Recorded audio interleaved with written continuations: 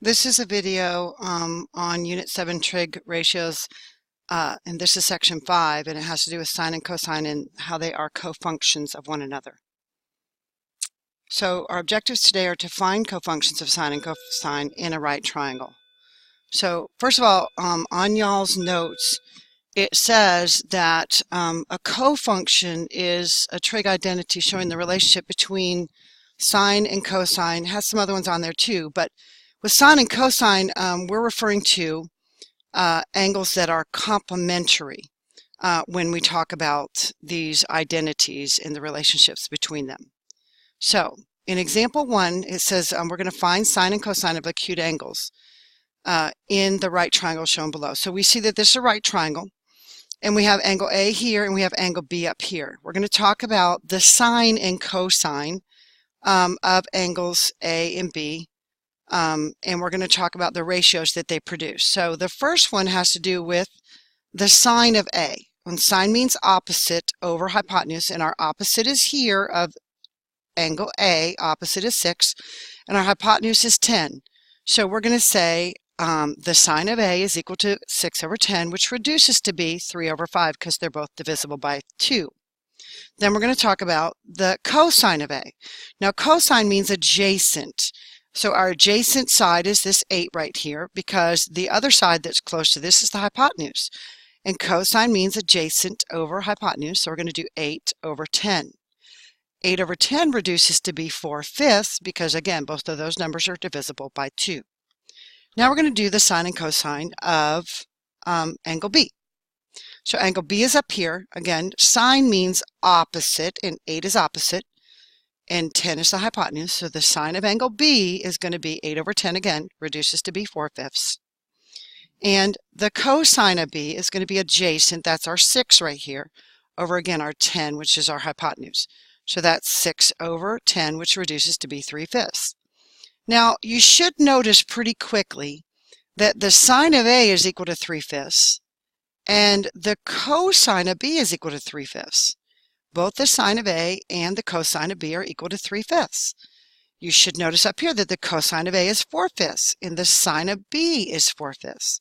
So if you notice, these equate to the same values. So in example 1, we should notice that the sine of A equals the cosine of B, and the cosine of A equals the sine of B. So the sine of an acute angle is equal to the cosine of the complementary angle. If y'all remember, complementary means that when we add those two angles up, they equal 90 degrees, which is always true in a right triangle, because when we add A to B, they have to equal 90, because we've already used 90 right here, and 180 minus 90 is indeed 90. All right, now let's do the example 2.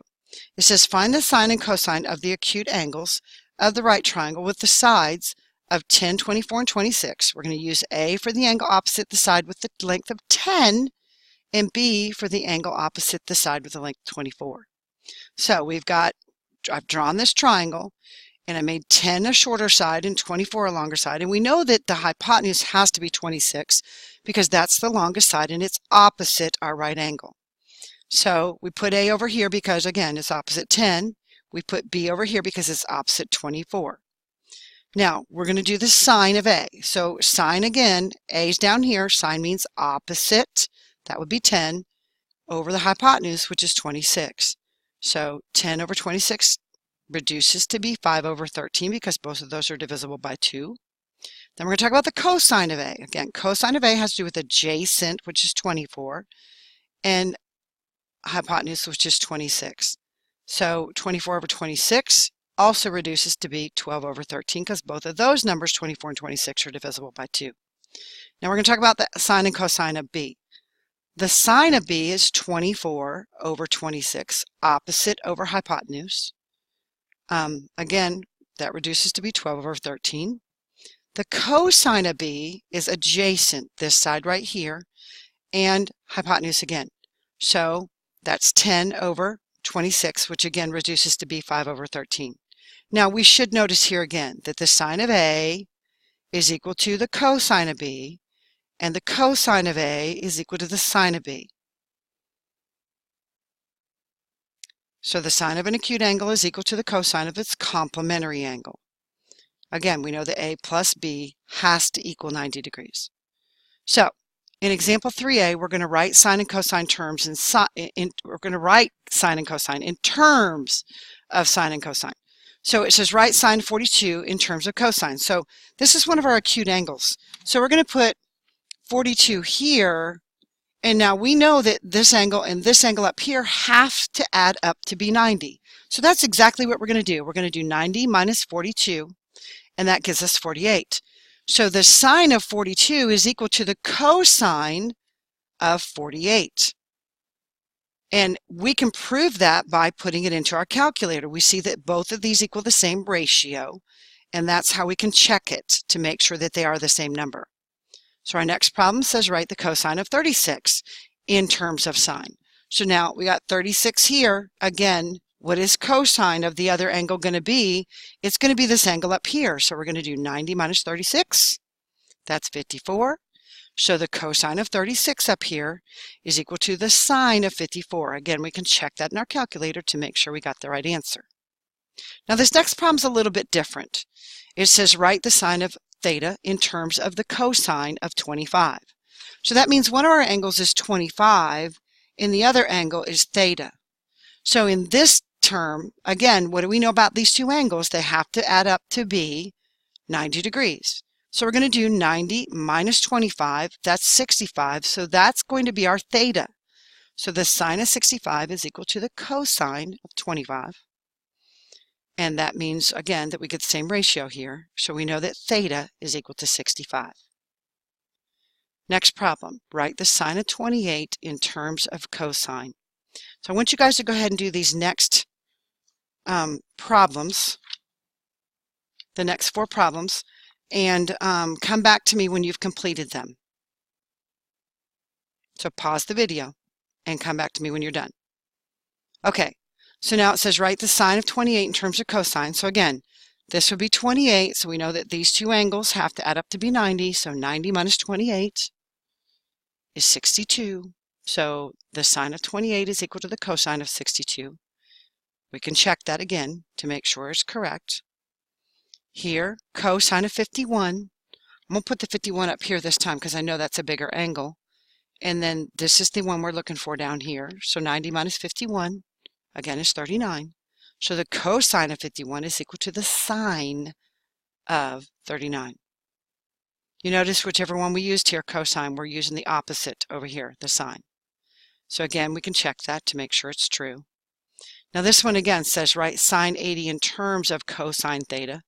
So I'm going to put 80 up here, and I'm pretty sure most of y'all can do this one in your head because 90 minus 80 is 10. This is theta down here.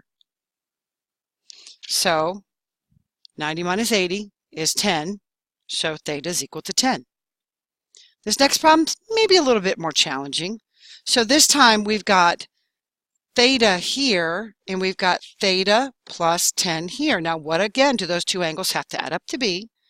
They have to add up to be 90. So theta plus 10 is 2 theta plus 10. We're going to subtract 10 from both sides. That gives us 80. We're going to divide both sides by 2. That gives us 40 for theta. Okay, now the next set of problems is a little bit different. It says two acute angles are complementary. Thus, when they are added together, they must equal 90 degrees. So the sine of this value is equal to the cosine of that value. Now we know that these two values, what's in the parentheses here, plus what's in the parentheses here, has to equal 90 degrees. So that's exactly how we're going to solve this problem. We're going to do 2x minus 4 plus 3x plus 9, and we're going to set it equal to 90. We're going to combine the 2x and the 3x, that gives us 5x. We're going to subtract the 4 from the 9, that gives us 5. Then we're going to subtract 5 from both sides, that's going to give us 85. Divide both sides by 5, that gives us 17. Now, we're going to plug this 17 back up into this problem because it's asking us what finding the unknown angles. So we're going to put 17 up here. So 2 times 17 is 34. Minus 4 is 30. We're going to put 17 up here.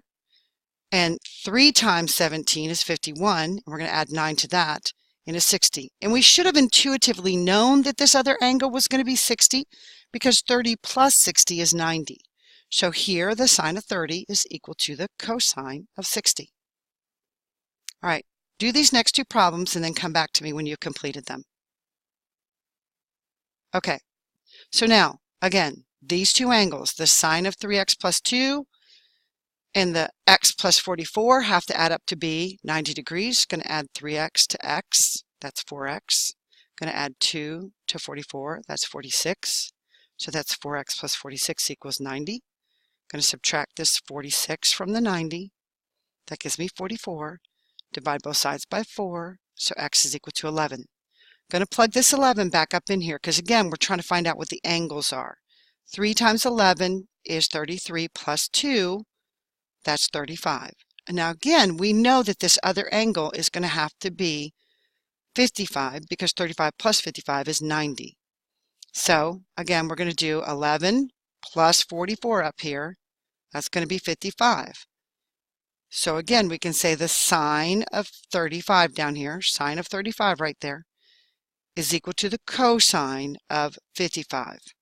55 will go right up there. Last problem.